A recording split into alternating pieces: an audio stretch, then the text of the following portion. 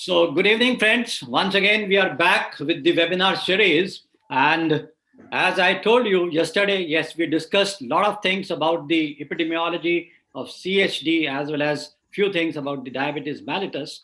And today, we have the privilege of having with us Professor Rahul Bansal, who is professor and HOD, Subharti University, Subharti Medical College. Professor Rahul is a very versatile personality, multifaceted personality. He has keen interest in music. He is an excellent singer, and I hope after his talk is over, he will entertain us with a very good song also. And this, of course, music has got a great role as far as healing is concerned. So, Dr. Rahul is a very passionate teacher. He joined this subject by choice, and we have a very, very long association. Maybe you can say of more than 3.5 decades. And fortunately, Dr. Rahul is also an alumni of LLRM Medical College, Meerut. After that, he went to Sure. KMC Mangalore and Manipal. Then he shifted to Himalayan Institute of Medical Sciences, and then he came back to Subharti. He is a very passionate teacher, not only a passionate teacher, but he is a keen learner and he believes in all kind of pathies, and he has been able to establish a college of naturopathy in the Subharti University.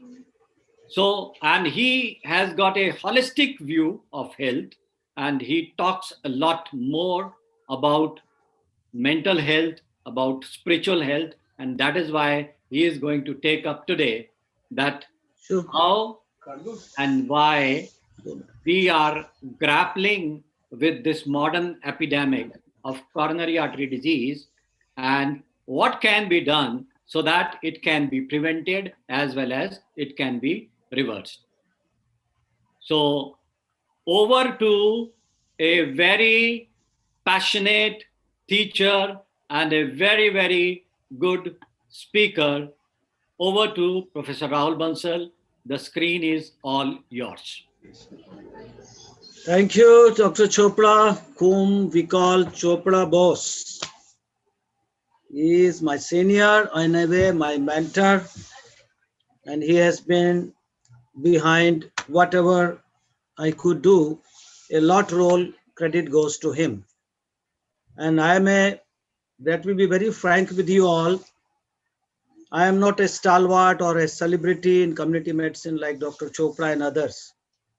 I am a commoner, a common man rather, but by the grace of God and divine design, I have been given this chance to talk to all the great teachers, all the stalwarts, all the, experts of public health from all over India and maybe some people from abroad. So this is a divine design, and I take it as a divine will that I will be speaking to you on biopsychospiritual, model of health and its role in preventing and reversing coronary heart disease. First of all, I'll tell you what is biopsychosocial model, how it has come, then how the spiritual dimension has added to biopsychospiritual. Then I will, in great detail, tell about one of the most famous and talked about experiment on reversing heart disease through biopsychospiritual approach, and that is by Dean Ornish. Dean Ornish, the famous cardiologist from Harvard, what he has done, how the world is looking up to him, and then others like Dr. Herbert Benson, who is another stalwart in the field of mind-body medicine. And then I'll talk about Sandeep Johar, the famous cardiologist whose book Heart, a Discovery is creating ripples in the world of cardiology. Then I'll also talk about B.M. Hegde, who is again a famous cardiologist. Then I'll talk about Larry Dozy, the father of spiritual dimension of health, from his book. And like that, it will take some time, friends. So you have to bear with me. It may take about an hour or so, but I promise that at the end of this session, you will feel uplifted and enlightened, not because of me, but because of these great people whom I'll be referring to you. And I'll give a lot of evidence from published research papers in PubMed index journals, publications in JAMA, publications in Lancet, and such journals. So I'll be talking totally on evidence based. Whatever you like in my presentation, please take it. Whatever you don't like, let it be there.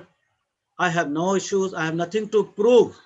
I am only presenting what I have learned all these years about this biopsychospiritual approach, not only in preventing cardinal, but in preventing almost all non-communicable diseases. So let me begin, friends. I hope the slide is clear on the screens. Yeah. So let me go ahead. This is the title, as you can see. So first of all, let us see how this biopsychosocial model, because we are, especially in India, we are still dealing with the biomedical approach. There's nothing bad about biomedical. Only thing is, it becomes obsolete when it comes to non-communicable diseases like coronary heart disease, like diabetes, even cancers. Biomedical approach, which thinks the body is a machine based on chemical energy, is wonderful when it comes to preventing and treating based on germ theory. It's very good in treating communicable, and it has had a lot of success. But now, with the advent of non-communicable disease as the main killer, even in corona, friends, what was the background? The background was laid by hypertension. The background was diabetes. The background was cancers. These are the people who are at high risk. So some people have called corona as acute on chronic syndrome. Acute on chronic syndrome. So even now, with the corona pandemic, the background is still the non-communicable disease. And that's where we need the biopsychosocial model. And who has given this? This great man whom you are seeing on the screen, George L. Angel. George Angel was a very, very enthusiastic doctor, physician, a prominent scholar. He published a seminal paper, a landmark paper, which I'm going to show you just now. And my request is, humble request, all public health specialists, community medicine specialists must go through this paper, because this is a game changer by George Angel. Angel stated all three levels, biological, psychological, and social, must be taken into account in every healthcare task. And that's what WHO has done in the definition of health. Now, what is that paper which was a game changer? This is the paper. This is the paper G.L. Angel published in Science. Science, I hope there's very few journals which can compete with Science. And he published it there. And since then, the whole world is now slowly but surely changing towards biopsychosocial model. And the title is very interesting: Need for a New Medical Model, a Challenge for Biomedicine. Abstract says the dominant model of disease today is biomedical. It leaves no room within its framework for the social, psychological, and behavioral dimensions of illness.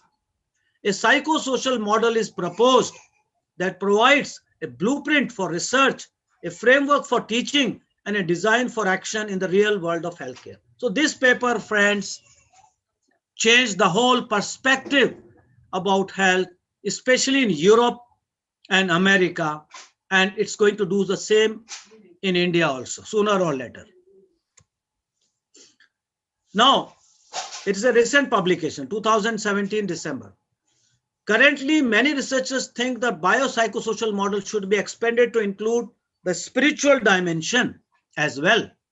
And one such researcher is Ketan Dahal, whose study has shown the relevance of spiritual symptoms and their interaction for understanding health outcome.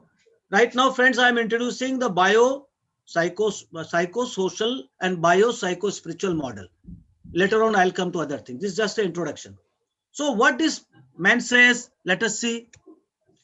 In this paper, he says, let us see what he says. Impact of spiritual symptoms and their interaction on health services and life satisfaction. Spiritual symptoms were associated with 7 out of the 10 outcomes and were particularly important in extreme use of healthcare services and satisfaction, life satisfaction. This study has shown the relevance of spiritual symptoms and their interaction to understanding. So he was a person who said biopsychosocial is not enough. Let us say biopsychospiritual. Then another person, Daniel Salmezi, he said, justifies the expansion of model to biopsychospiritual one by remembering that genuinely holistic healthcare must address the totality of patient's rational existence. And here is the paper in which he did this, Daniel Salmezi. And what did he say? The article presents a model for research and practice that expands on biopsychosocial model to include spiritual concern for. So these are the people, there are many others who advocated that biopsychosocial is good enough, but we have to add spiritual component. Now, what is the relevance of this? Here is the person whom I say the star of preventing and reversing coronary heart disease.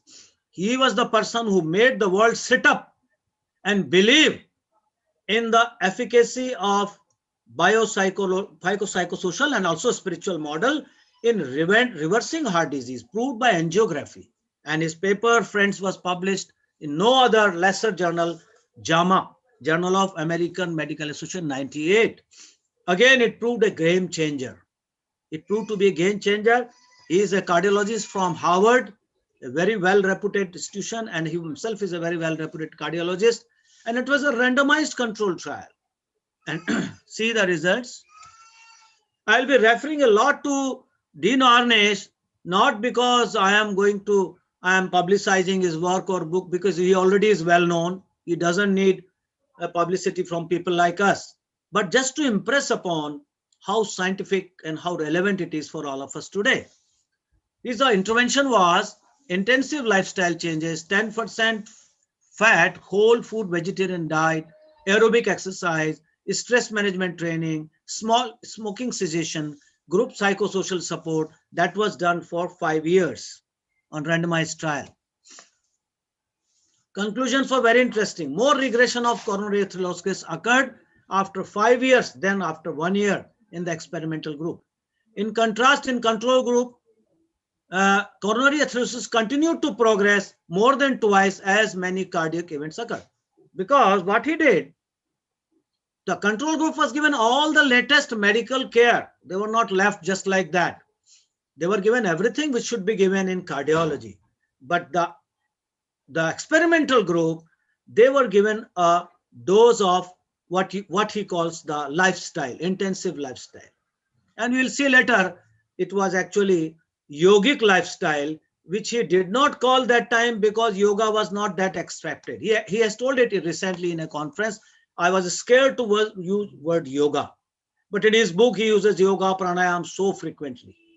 So he followed, you can say, yogic lifestyle without naming it, and the results were so spectacular, angiographically proved. This is the book which has taken the world by storm, Reversing Heart Disease, the only system scientifically proven to reverse heart disease without drugs or surgery. What does Washington Post say about this book, this study? For Dean Ornish's cardiovascular patient, open heart does not mean bypass surgery. His is the spiritual sort of open heart, as is open your heart. So opening heart in his experiment was not just surgically, it was opening with a universal love, you can say. With his non-invasive techniques, is accomplishing the same ends as his scalpel wielding colleagues. What Larry Dozy has to say?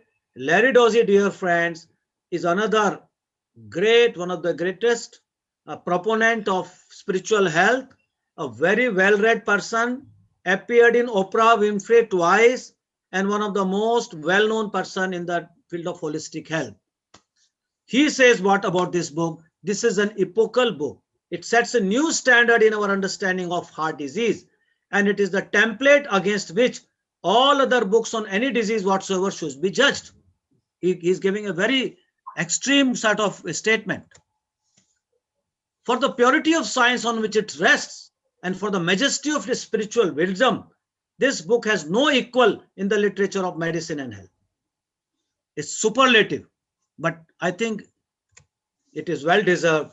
Now, while William C. Roberts, editor-in-chief, American Journal of Cardiology, about his experiment, Dean Ornish, Dr. Ornish is on the right road and we need to get it to it also.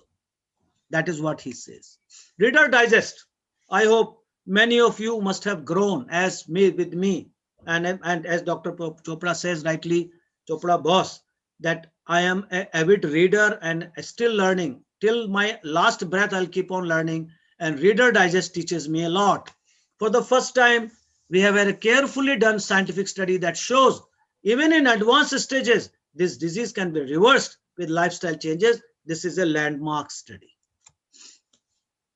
Coming back again to Dean Ornish, what he says in this book, I am coming to believe that our emotional and spiritual health are exceptionally important to the health of our hearts. Please note the statement.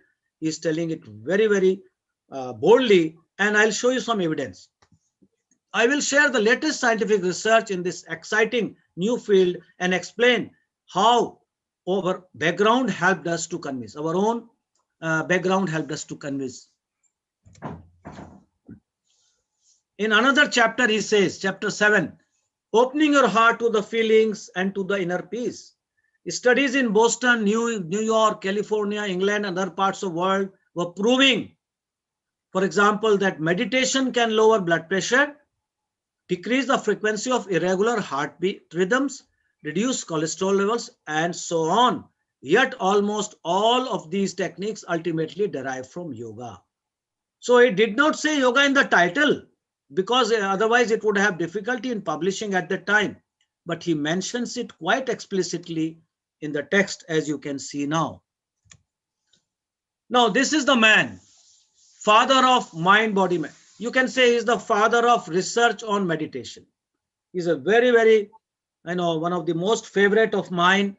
This is one book which he has written, which is still one of the bestseller, Beyond Relaxation Response. Again, a Harvard cardiologist.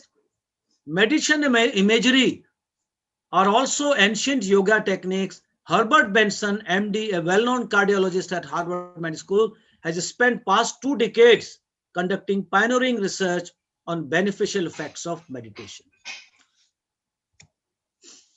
He found that regular elicitation of what he terms relaxation response. Friends, you have heard stress response. That is natural when we face it. But Benson says you can choose to counter it with relaxation response. And that is as strong as relaxation, as stress response. Stress response comes automatically. Relaxation response is a choice. And he has done extensive work. He has published more than 200 research papers on relaxation response in some of the most pioneering medical journals in the world. And he has more than 7 books on these topics. So he's a great man, undoubtedly. So he says it can lower blood pressure, decrease premature heartbeats, inhibit gastric acid secretion, and produce other beneficial effects. Now another big name, friends, Jon Kabat-Zinn. He is also a very famous, one of the stars of meditation research, one of the stars of stress reduction techniques. Jon Kabat-Zinn, director of stress reduction clinic at University of Massachusetts Medical School, has found similar results using yoga technique with his patients. Again, coming back to Dean Ornish, deep breathing is one of the simplest and yet most effective stress management techniques. And he uses it very often in preventing, he advocates it in preventing as well as reversing coronary heart disease, which we'll come to later. You can do it anywhere, anytime. It becomes even more effective with practice. Now, even while talking to you, I can do like this.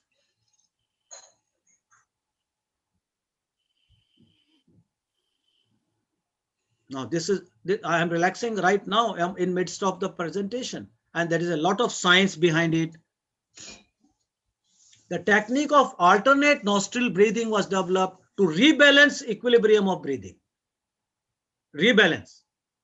Whether or not it works for the reason that yoga teachers believe, alternative nostril breathing is exceptionally powerful technique for calming and relaxing your mind and body. Here again, I would like to give my comments. There is a very famous book by Nestor, James Nestor, Breath.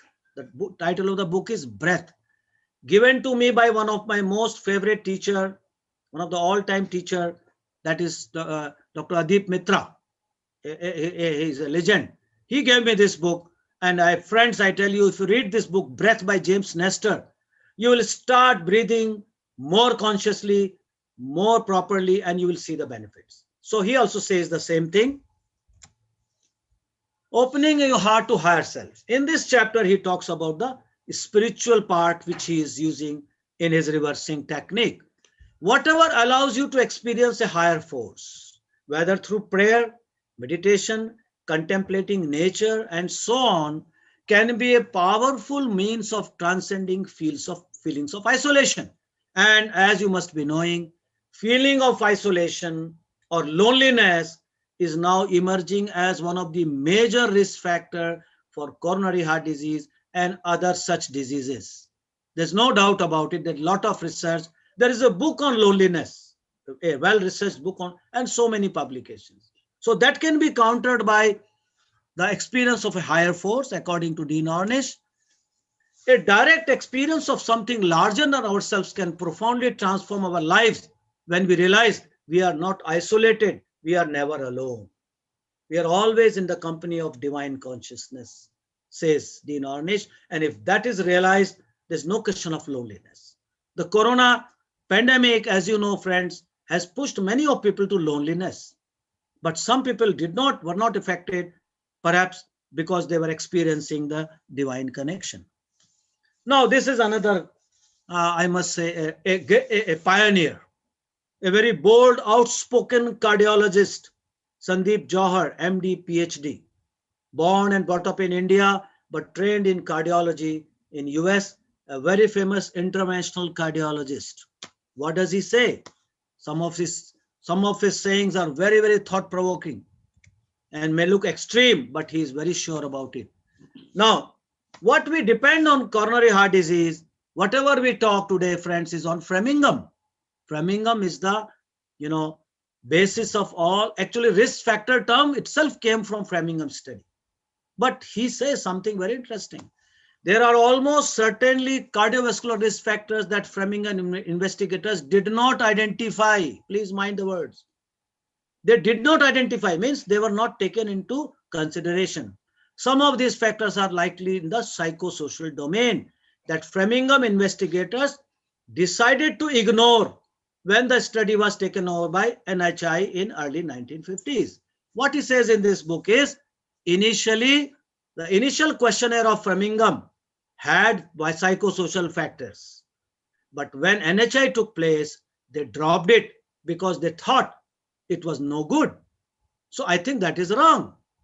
Once you have not, till you have not researched, how can you drop something that because it is not, it's like in election, you say this party is not going to get votes, so let us not take it in the, let it not fight election. It's something like that happened, perhaps, if I'm not wrong. In early 70s, Sir Michael Marmont is the pioneer of what you call status syndrome. He is the person who researched about status syndrome. His book is there. And he's a very strong proponent of social determinant of health. He, in his colleagues, in UC Berkeley School of Public Health, studies nearly 4,000 middle-aged Japanese men living in San Francisco Bay Area. They found that immigrants who stayed true to their Japanese roots had much lower prevalence of heart disease. What he's trying to say is that the Japanese, when they migrated to USA, some of them tried to copy and mimic the American lifestyle. They started talking like them, behaving like them. Some Japanese continued to be true to their Japanese identity. They spoke Japanese. They ate Japanese food. They celebrated Japanese festivals. So what's so great about it? Let us see.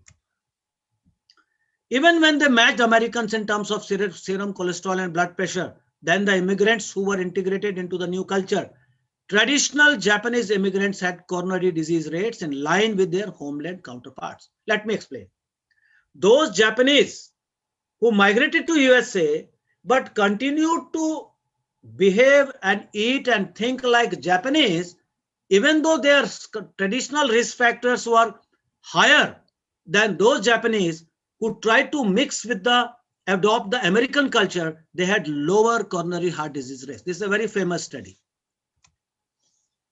If cutting traditional cultural ties increases the risk of heart disease, then psychosocial factors must play a role in cardiovascular health. This is Sandeep Jauhar selling a very strong statement. Today we know that to be true in many strata of human society. For example, American blacks in poor urban centers have much higher prevalence of hypertension and cardiovascular disease than other groups. That is well known. Now here is another path-breaking person. The people I am showing you, dear friends, are the game changers or the bold people who had the courage to challenge the established norms. And such are the people who make history. People who follow, who toe the lines, whatever is being told, they don't land up, they don't do new things. Peter Sterling is one such person. He is the person who has given the concept of allostasis, allostatis. Allostasis is, you can say not against, but it is different from homeostasis. Allostasis says the body's physiology adapts to the changing demands of the situation. That's why blood pressure also changes in sexual arousal or other fear techniques, fear situations, and it comes to normal when you are sleeping. So body tries to make it according to the imagined threat or real threat. That's what he says, allostasis. And I again request all of you, my humble request, no show off, please read the allostasis concept. It will be of great use to all public health community medicine people. Peter Sterling, the University of Pennsylvania neurobiologist, has written that hypertension in such communities is a normal response to what he calls as chronic arousal. Which community is talking about? Migrated communities, urban ghettos, where people are living in a suspicious environment. People are surrounded by have-nots. Have-nots means who are into stealing, who are into crime, or such people who have migrated to other countries because of war. He studied in those areas and he says there is a sense of chronic arousal or stress. In small peri-industrial communities, he writes, people tend to know and trust one another. In small communities, like we in Meerut, like you people in Bangalore or other parts of country, you are in stable societies and you trust each other. But what happens? In such societies, generosity is rewarded. If I'm generous to my neighbor in Meerut, they thank me for that. Cheating tends to be punished.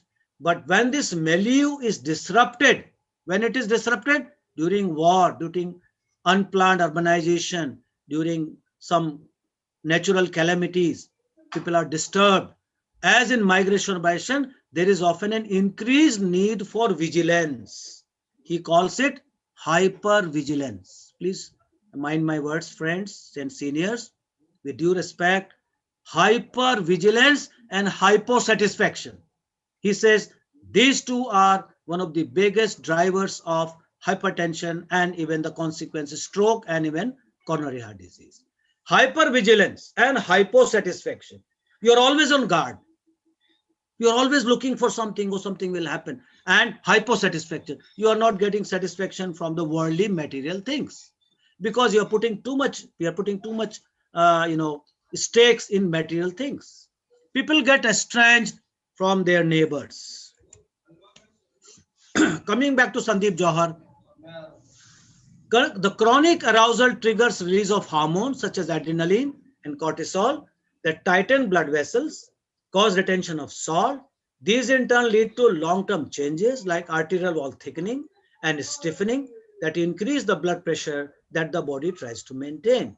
So they are giving, in addition to the accept models of hypertension, they are giving one more hypothesis, one more way to look at it. And the research is in a way proving that thing. In a Stirling formulation, nothing is broken. The thing is broken inside, in his system, except the system. Which system? The social system. The psychosocial system is broken. The trust is broken. The love relationship is broken. The body in turn responding exactly the way it should to the chronic fight or flight circumstances in it which it finds itself. You must have heard of Takotsubo cardiomyopathy, where a sudden bad news or sudden good news puts the heart into complete anarchy. The heart becomes like a bag. So he says, if Takotsubo's cardiomyopathy proves that acute psychological disruption can damage the heart, Stirling's theory suggests chronic low-level stress may be just as harmful. It may not be as dramatic, but it can be harmful. Sandeep Gaur is again telling about Peter Stirling. His theories put psychosocial factors front and center in how we think about the approach, how we think and approach heart problems. They show that chronic heart disease unloosened from Framingham cage. That is a very interesting. He uses the word unloosened from Framingham cage. So Framingham may be one of the most pioneering study, but according to Sandeep Johar, it is not the last word. It is not the last word. There are additional things which are coming. We'll see later. Is inextricably linked to the state of neighborhoods, jobs, and families. Now, these two great men, Mayer Friedman and Roseman. Friends, I personally feel these two people have done pioneering research, but they were not given the due credit which they deserve, as we will see. Friedman and Roseman research was guided by the idea that a person's feelings and thoughts have an influence on the development of coronary heart. Both are cardiologists, established cardiologists. They wrote, too many finely executed studies suggest that neither cholesterol nor the fat content of various diet could always explain coronary heart disease. I hope you know very well, many of the people who get coronary heart disease, especially young age, they don't have none of the risk factors in the traditional Framingham model. That does not discredit it.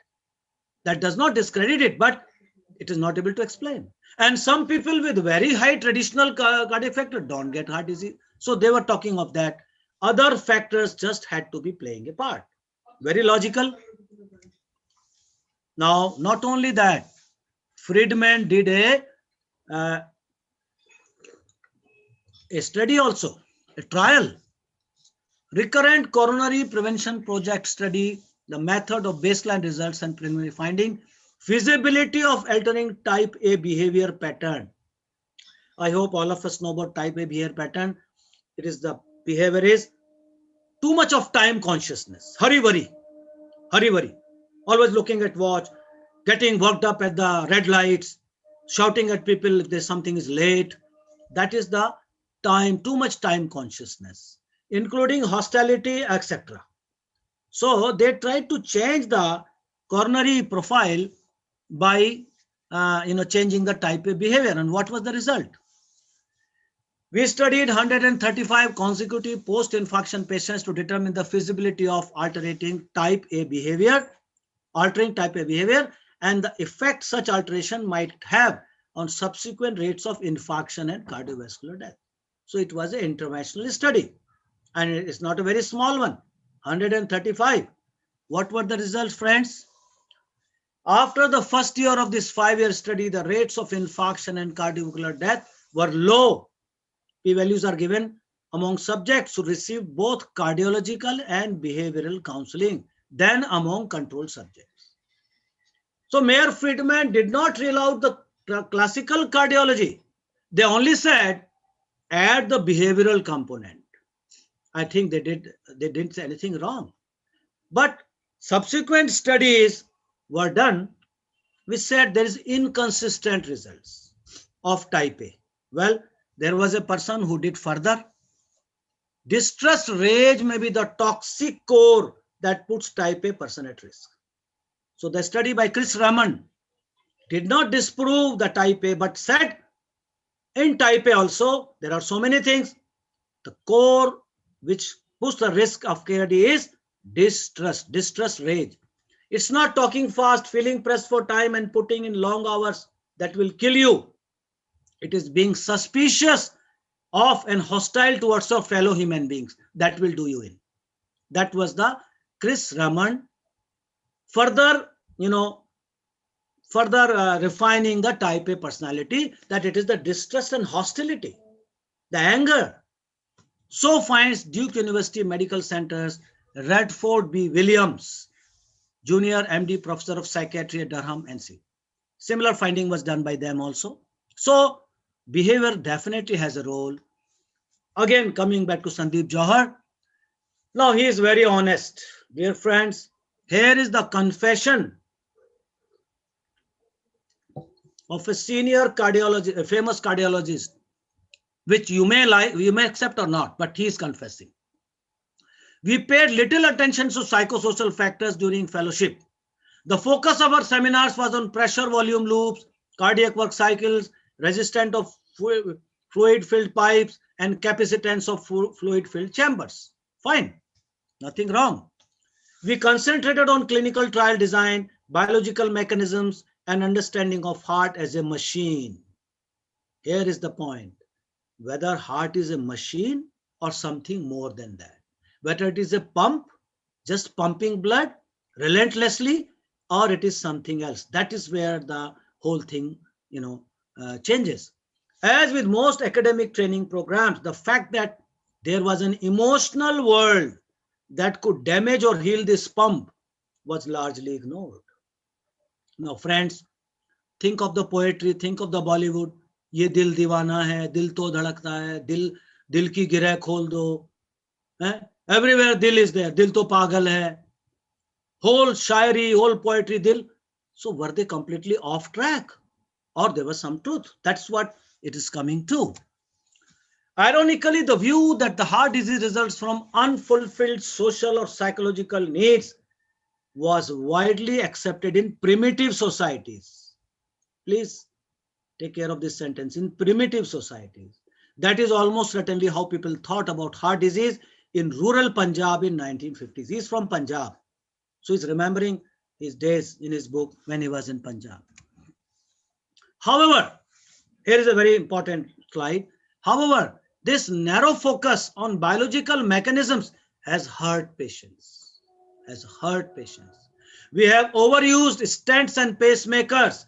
We have moved away from the emotional heart to a narrow focus on biochemical pump. Just pump, mechanical pump. So just plumbing is enough. That's what he says. More needs to be done. That is fine. All the high-tech and emergency procedures, he says it's very good, life-saving. But he said that is not enough. That's why the trend is not reversing. We need a better way, one that recognizes the power and importance of emotions that the heart, the metaphorical heart, was believed to house for millennia. It has emotional component. And if it's not out of context, I would mention one of my friends, a very senior cardiologist, Dr. Gunjan Kapoor, who out of her experience of 30 years of cardiology, totally agrees with this. She says, Dr. Rahul, I fully agree that the emotional component has to be addressed. Now, let us not talk of only foreign researchers. What about our own S.C. Manchanda? One of the stalwarts of cardiology is still practicing cardiology in Gangaram Hospital at the age of 80 plus. Is still going to conferences and still I have a personal rapport with him. I'm fortunate to be that. He was the HOD of cardiology of AIMS and he did a pioneering study, friends, on reversal of heart disease through yogic life. He was bold enough to use yogic lifestyle.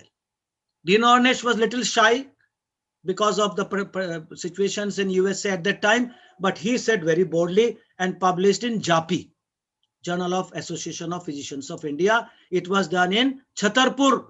There was a sadhana kendra in there he did, and he told me a few days back, Rahul, still it is going on.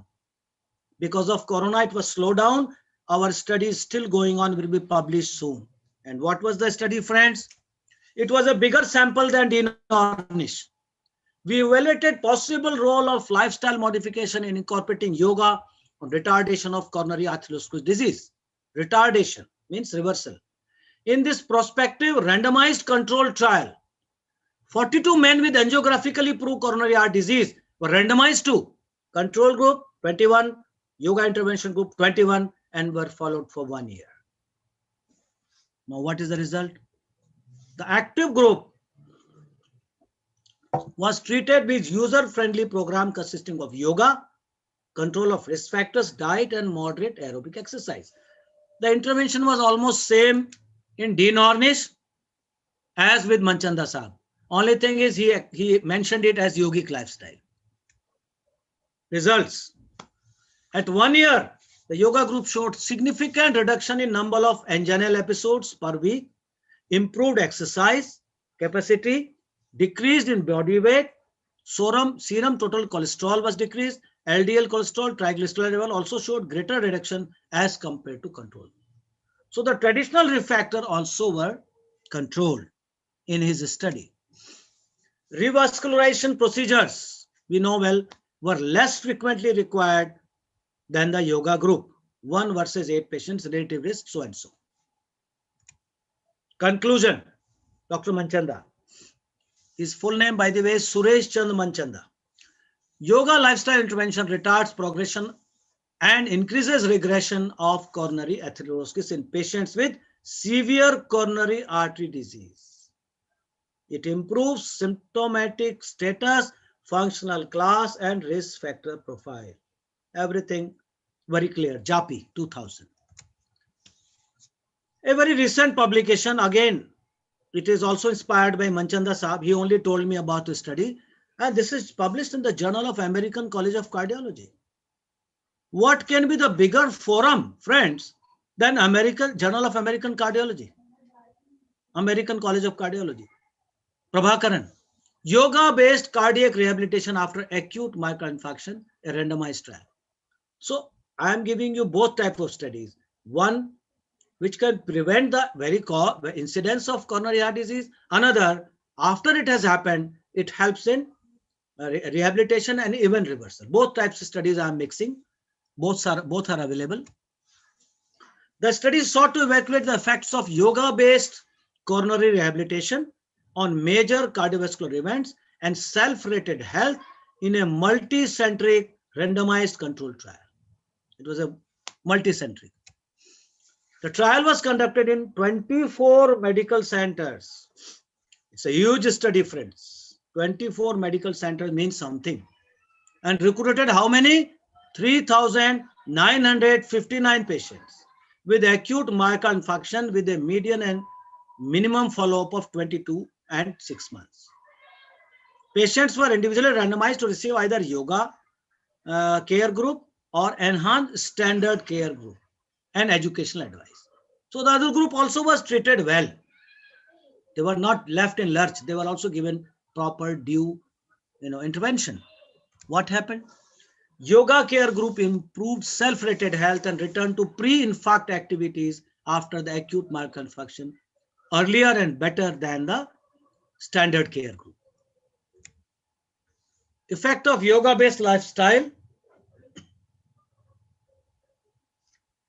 Intervention on coronary artery disease patients. Bimal Chhajir, is a famous person doing a lot of work. Some people are not so convinced about him, but he has published a journal in a well-known journal, and it's a multi-centric prospective study held in the Seoul Heart Center in different cities: Delhi, Kolkata, Bangalore, Chennai, Mumbai, 95 to 2015. 5,000 CAD patients having comorbidity of obesity, hypertension, diabetes were enrolled. A yoga-based lifestyle modification counseling consisting of so-and-so, plant-based diet, regular work, yoga. By the way, friends, Bimal Chhajir is a Shishya of Dean Ornish. I was told he went all the way to America. I'm not sure, but I was told, and he learned from Dean Ornish the art and science of reversing heart disease, controlling through lifestyle. And he has established his center, and he seems to be doing well. So what happened? The result of study demonstrated a significant improvement in angina with reduction in New York Heart Association angina classification score from so and so to so and so. So he also found good results. The study, a significant improvement is also observed in heart attack protection score from so to so. Now, this is again, you can say tertiary prevention. I'm also talking of tertiary prevention, you see. Positive expectation about recovery may increase survival in coronary artery disease. It's a study published in Archives of Internal Medicine. Go to the next. I'm doing a little fast now. Positive outlook, longer survival. Researchers at Duke University Medical Center followed 2,800 patients after they had coronary angiography to evaluate blood flow in the heart. The study, I'm just doing briefly. Another study, meditation and coronary heart disease, a review of current clinical evidence. Now, this is very recent, 2014. What does he say? During the past few decades, multiple studies have demonstrated the beneficial effects of meditation on various CV risk factors. In addition, has also been shown to improve conditions such as hypertension, type 2 diabetes, dyslipidemia, and high cortisol levels. Friends, in market we see, in Hindi we call it, ek ke saath ye free. You know, you buy one shirt and you will get 3 this thing. These interventions, friends, are like this, either yoga based or others. You try to prevent coronary heart disease, you end up preventing diabetes, you end up preventing dyslipidemia, you end up preventing even cancers. Because these all risk factors are common to all these diseases. Loneliness I was talking about. Loneliness also figures very prominently in the risk factors of coronary heart disease and other non-communicable diseases. I told you there are very good books on this and research papers. And these 2 researchers have shown that loneliness in women tend to predispose to coronary heart disease. Among women, high loneliness was associated with increased risk of incident CHD. Hazard ratio is given 1.76, confidence interval so and so. Controlling for age, race, education, income, marital status, hypertension, diabetes, cholesterol, physical activity, smoking, alcohol use, systolic and diastolic blood pressure, and body mass index. What else is left? They controlled for all known traditional risk factor, friends, but still loneliness was independently associated with additional risk of coronary heart disease. Social integration and reduced risk of coronary. Now we are moving to social factors. Mind, body, medicine we covered, social, and lastly I'll end with the spiritual domain. So psycho, social, spiritual. Social integration and reduced risk of coronary heart disease is women. 76,362 women in Nurses Health Study free of CHD and stroke at baseline were followed until 2014. It's a big study. Nurses Health Study, you know, is one of the biggest prospective study on health. And that is based, this is based on that. Social integration was assessed by simplified Berkman-Syme social network every 4 years. Endpoints included non-fatal myocardial infarction and fatal CHD. Adjusting for demographic, health and medical risk factors, the depressive symptoms being socially integrated was significantly associated with lower CHD risk, particularly fatal CHD. So it was found after adjusting demographic factors and others, social integration, being in connect with the loved ones, being in touch with the loved ones, sharing and caring is again emerging as a major risk factors for coronary heart disease and other such diseases. The most socially integrated woman has a hazard ratio of 0.55. 0.55 hazard ratio, I hope you all understand, means around 45% of protection, for 45% protection of developing fatal CHD compared to those least socially integrated, and it's a very high p-value. That means chance factor is very remote. Rosetto study. This is one of my favorite studies, friends, quoted by this great, again, Dean Ornish in his book, Love and Survival. There are so many studies, but I have taken only this one. Those with the conventional risk factors are more likely to develop myocardial infarction than those who were without the risk factors, but even the larger proportion of population may have risk factors and not succumb to myocardial infarction over a period of nearly 3 decades if they are protected by a strong sense of connection and community. So no doubt, those who have conventional risk factors will have more coronary heart disease. But if there is a cushion of love and care, intimacy, the power of intimacy, it may cancel the effect of traditional risk factors as shown by study and may give additional protection too. Now, this is a very mind-boggling, and you can say a little conventional, a controversial book, but very interesting. He says, this is the book with me, I'm reading it. You know that heart loves and feels, but did you know that heart also thinks, remembers, communicates with other hearts, helps regulate immunity, contains stored information that continually pulses through your body? This is something very interesting, mind-boggling, but he has given evidence. Let me give you one interesting idea, friends. When the heart is transplanted, suppose I donate my heart to someone, and before my death, it is transplanted to the other person, and that person hates music, let us say, is X. The heart is accepted by his body, and he starts using the heart, he's normal, and he starts loving songs, he starts singing, and he starts loving Mohammad Rafi songs, which I also love. And this is not a Bollywood story, friends. This has been researched well. There is a lot of research going on that when the heart is transplanted, the urges, the cravings, the likes and dislikes also seem to be transferred. That is something which we'll not discuss further. There is literature. In the Heart Code, Paul Purcell explains the theory and science behind energy cardiology, the emerging field that is uncovering one of the most significant medical, social, and spiritual discoveries of our time. Heart is more than just a pump. Remember what Sandeep Johar said? Same thing he's saying. Heart is more than just a pump. It conducts the cellular symphony that is the very essence of our being. Now, our own B.M. Hegde. I'm coming to, towards the end of my presentation. Another 10 minutes. Dr. Chopra, can I take another 10 minutes? Yeah. Please continue. Please continue. What doctors don't get to study in medical school. This is another very thought-provoking book, friends. Very thought-provoking. Our own B.M. Hegde, who is one of the most highly educated doctor I have ever met. He is triple FRCP. He is MD from Stanley Medical College, MBBS from KGMC, 3 FRCPs, and Vice Chancellor of Manipal University. Invited examiner in MRCP in London. Visiting professor for various American universities. You name it and he has it. Padma Vibhushan awardee. And what does he say? In his article in this book, Has Cardiology Lost Its Heart? Very interesting title. Studies have shown that human mind plays a vital role in cardiological disease scenario as in any other field. In a manner of speaking, every single disease is slightly mental. He says every cell is slightly mental. And what does he say further?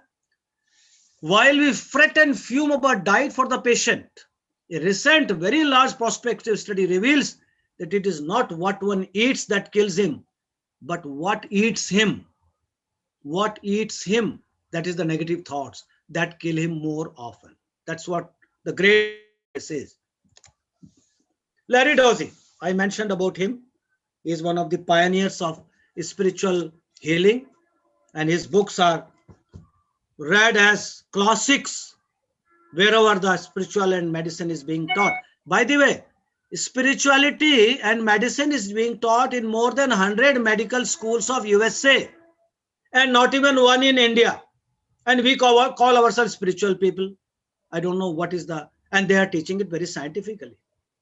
They are not teaching any hanky panky. They are teaching very scientific. They have very good syllabus. I have seen some of those curriculum.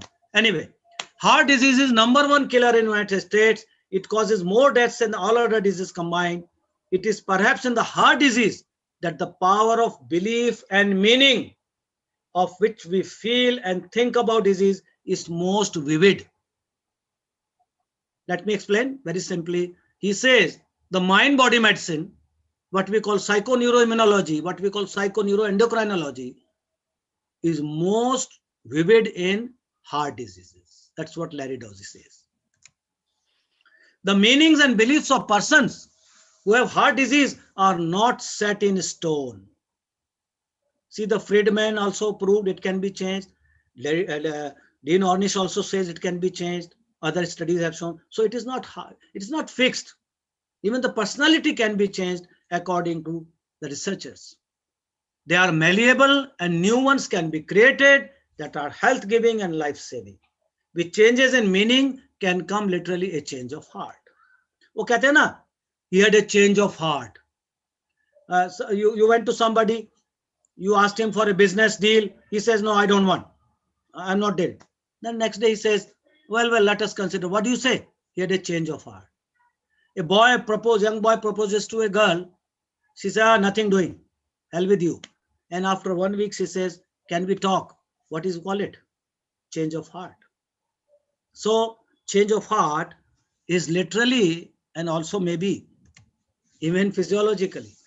Now, question is there a solid evidence? You may ask, you all are big researchers, you are all very established doctors, very established public health specialists. You say, okay, Dr. Bansal, you have been saying is okay, fine.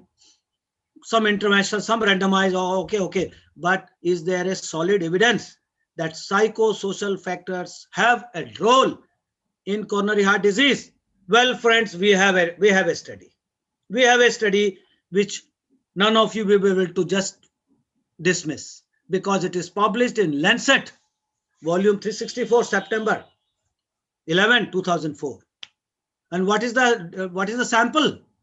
We use the case control design with 11,119 patients with the first myocardial infarction and 13,648 age-matched, sex-matched controls from 262 centers in Asia, Europe, Middle East, Africa, Australia, North and South America. I don't think we can think of a bigger study. And title is also very revealing. Association of psychosocial risk factors with risk of acute myocardial infarction in so-and-so cases and so-and-so controls from 52 countries. It's a part of Inter-Heart study, one of the most famous study being done on coronary heart disease. And what is the result? Very, very revealing, friends. People with myocardial infarction reported higher prevalence of all 4 stress factors. And what were the 4 stress factors? The paper is with me right now. Full paper is there with me. The stress factors were continuous stress, stress at work, at home, financial stress, and major life events in past year. 4 stresses were there, which they were stress at work, stress at home, financial stress, and major life events in past year. And what did they find? People with myocardial infarction reported higher prevalence of for all 4 stress factors. P-value very, very highly significant, though it does not prove anything. It only proves there's no chance, is very rare. Odds ratio 1.38 means 38% higher risk for several periods of stress, and 2.14, which means 114% extra risk for permanent stress at work, adjusted for age, sex, geographical region, and smoking. So friends, this study definitely, you cannot say it is proved, but it is definitely towards proof. Towards it shifts the balance in favor of psychosocial factor as one of the major risk factor in coronary heart disease. And what do they say? The study, presence of psychosocial stressor is associated with increased risk of myocardial infarction, suggesting that approaches aimed at modifying these factors should be developed. What did Herbert Benson do? Same thing. What Dean Ornish is doing? Same thing. What others are doing? Same thing. What Manchanda Saab had doing? Same thing. And what we public health people are doing? Same thing. What we will be doing? Same thing. Now, effect of two methods of relaxation. Now coming to the last part of my presentation, friends, that is the spiritual, purely spiritual dimension. Prayer, things like prayer, does it have a role in preventing or maybe reversing or maybe helping coronary patients? The effect of two methods of relaxation and prayer therapy on anxiety and hope in patients with coronary artery disease, a quasi-experimental study. Iran Journal of Nursing Midwifery Research, 2019, it's a recent publication.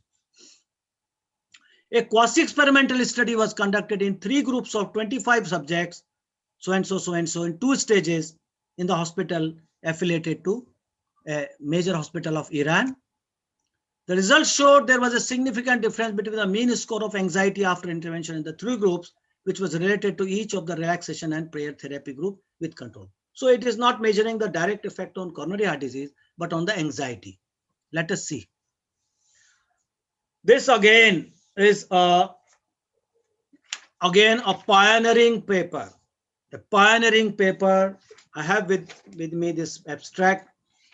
Randolph Bayard was again a very bold and daring person. I must say that in 1988, he publishes a randomized double-blind controlled trial on effect of prayer on coronary care unit people.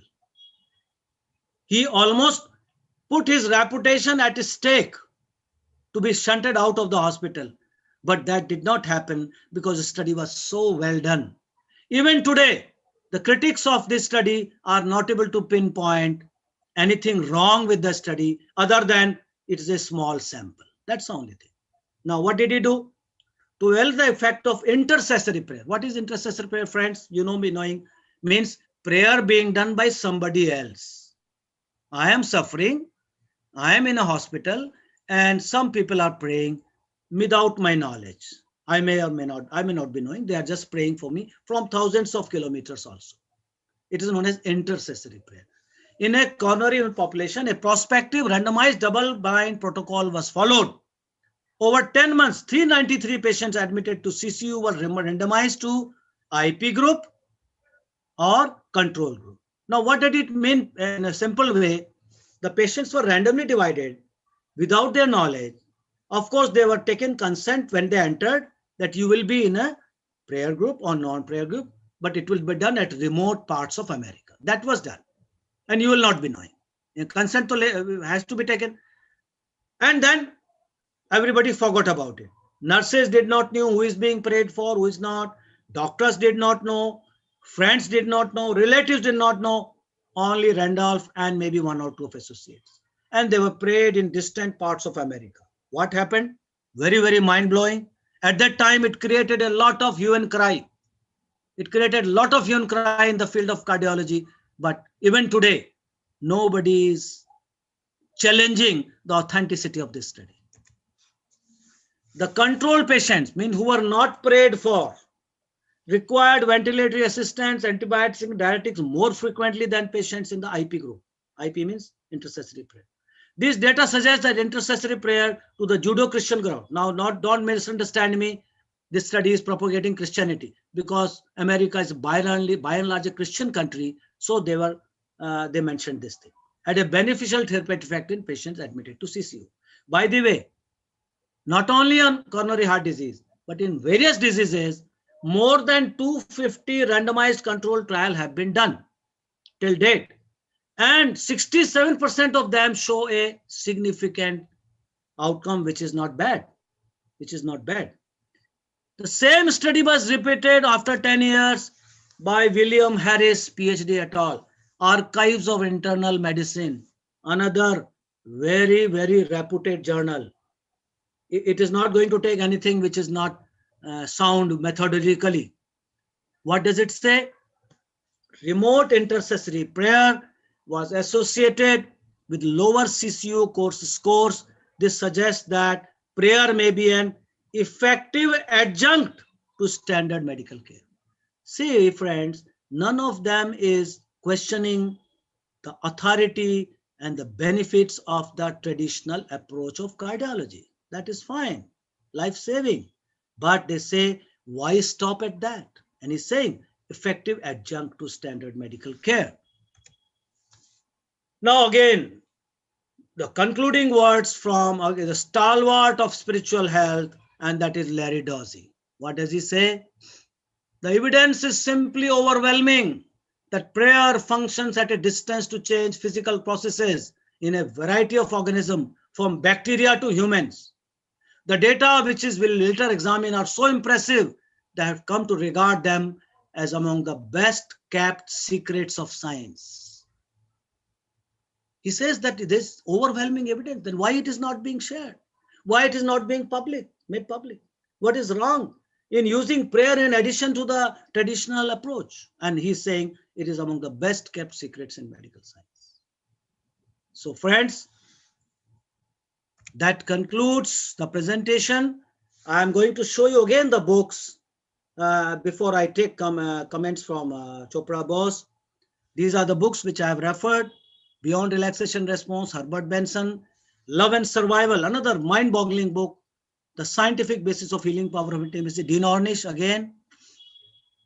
Dr. H.S. Wazir, Heart to Heart. Again, he was a cardiology chief of cardiology of AIMS. He also in the book says, just traditional risk factor are not enough. You have to take care of psychosocial and emotional part.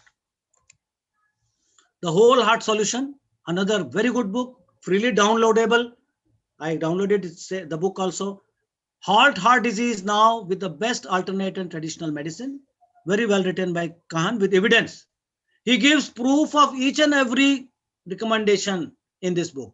If he talks of yoga, he gives recommendation. If he talks of pranayam, he gives recommendation. If he talks of whole food plant-based diet, he gives references. Prevent and Reverse Heart Disease, again, very famous Cardwell, Esseltine. He mainly based his prevention on whole food plant-based diet. His approach is mainly nutritional. Then again, I told you that controversial book, very interesting book, Tapping the Wisdom and Power of Our Heart Energy, the Heart's Code. And of course, our Hegde Sahab, Mind Your Heart, again, a book very recently written by Herbert Benson and Aggie Casey. Meaning and Medicine, another mind-blowing book. Any one of you who feels interested in this type of things, with humility, I recommend this book, Meaning and Medicine. You can start with this and it's mind-boggling. And there comes the heart. I'm heartfully thankful to Dr. Chopra and all of you who have been hearing me and thinking, oh my, this fellow is going on and on and on. So here I stop with a namaskar and pranam to all of you. Thank you, Dr. Rahul. Can you please stop sharing your screen? Oh, yes. Just now. Stop share. Yeah. Is it okay? So, yeah, fine. Thank you so much, Professor Bansal. And as I told you in the beginning, that Professor Bansal is a keen learner, avid learner, and he keeps on reading so much of literature. And when we were planning this webinar, basically, then I thought that, yes, he is one person who will be giving us a lot of evidences because he's such a keen reader, starting from Dean Ornish to Vimal Chhajjar. He has covered almost everybody, of course, Dr. S.C. Manchanda also. And the take-home message here is one, that yes, CHD, like we discussed yesterday, that yes, one when gets an myocardial infarction, 50% of the deaths, they occur in first 30 minutes. So at that particular point of time, that the role of the medical care, the advancement in cardiology, the role of interventions cannot be denied, that because these are the life-saving interventions and they have to be practiced. But the point is this, that after surviving the attack, then can we still further prevent and reverse the disease? That was the question which he has given you the answer with the help of so many studies and the evidences. And I would like to mention here once again that in yesterday's presentation, I talked about a missing link. When I covered all the risk factors, then I said there is something which is missing, and that factor was stress. And I briefly touched upon that. And then I got number of requests from you people that kindly take a lecture on stress, which I mentioned. So we'll be taking that part also, as and when we get time. We'll be talking about how the answer of stress is there in the word stress only, and he has beautifully explained the mind body connection, and he has also explained the iceberg phenomena, which I tried to explain to you, which was given by the WHO, that what is the role of this unplanned urbanization, industrialization, social disconnect, and lack of exercise and other things, which ultimately creates a havoc in the mind of the people. And he has beautifully explained the sense of lack of security, which is very much there, sense of lack of love and affection, which is very much there. And he talked about the spirituality, he talked about the superpower. And we always say there is a difference between science and spirituality, where the science ends, the spirituality starts. And briefly, we always say that yes, all of us are bundle of energies, and energy can neither be created nor can be destroyed. So we are all same. And he has shown that connection with what he called IP, that is the distant prayers. Because if we are all bundle of energies, then we are connected. Like today, we are connected. I am sitting in Meerut, Rahul is sitting in his own house, and all of you are sitting in the different parts of this country, maybe abroad, but we are connected through the energy. We are connected through the energy. Definitely. And if I can feel that energy. I can feel that. So if the technology can prove it, then definitely we are all connected, and the prayer has got a greater role to play in the causation, as well as in the prevention and reversal of all these diseases. Of course, a lot more is to be discussed. Yes, we'll try to discuss further as and when we get more requests. But it was a wonderful presentation, and I call Rahul. He is my spiritual boss. He calls me boss, but he is my spiritual boss, because he keeps on advising me always. But boss, don't do this, don't do this, do this, do this, do this. And we are very good friends also. He's my junior, and he's a very, very multifaceted personality. I will request him before we end.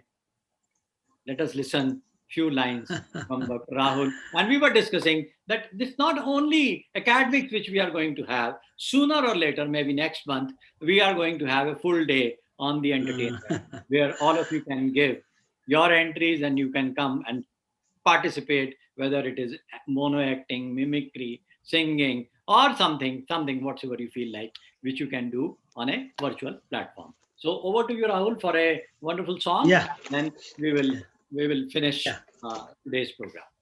According to Dr. Khan, music is also one of the prevention of coronary heart disease. Singing, listening, dancing, all these things. So I'll sing a song, my favorite one, which starts with Dil, because we are talking of Dil. दिल का भंवर करे पुकार, प्यार का राग सुनो, प्यार का राग सुनो रे। दिल का भंवर करे पुकार, प्यार का राग सुनो, प्यार का राग सुनो रे। टणनंग टणनंग टणनंग टणनंग टणनंग टणनंग टणनंग टणनंग टणनंग।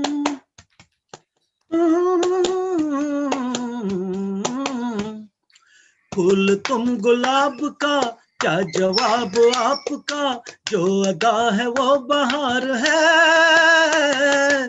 आज दिल की बेकली आ गई जुबान पर, बात ये है तुमसे प्यार है।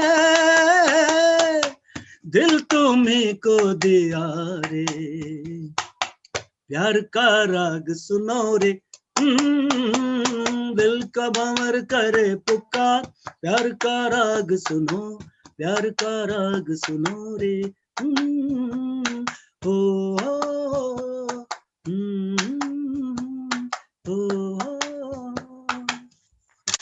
Thank you, boss. Thank you, Dr. Rahul. With this, we stop the live streaming and